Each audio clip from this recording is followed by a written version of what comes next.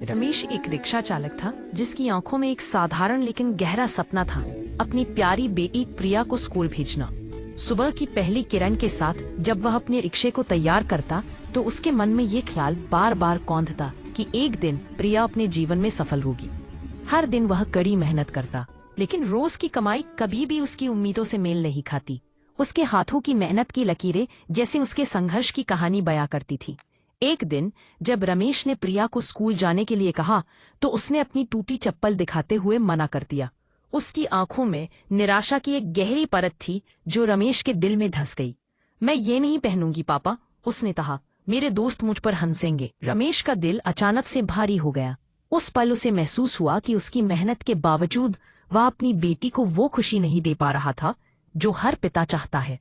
रात के अंधेरे में जब सब सो रहे थे, रमेश ने अपने पुराने गर्म शॉल को बेचने का निर्णय लिया।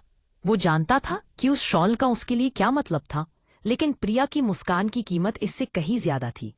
अगले दिन जब सूरज की किरणें फिर से उगने लगी, रमेश ने अपनी जेब में जमा की गई कुछ बूंदें लेकर प्रिया के लिए एक नई चप्पलें और एक किताब खरीदी। जब वो घर आया और प्रिया को नए जूते दिखाए तो उसकी आंखों में चमक लौट आई। उसने खुशी से उछलते हुए कहा, पापा, ये मेरे लिए है।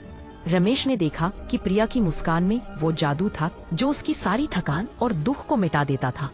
उसकी बेटी की खुशी में रमेश ने पाया कि भले ही वो गरीब हो,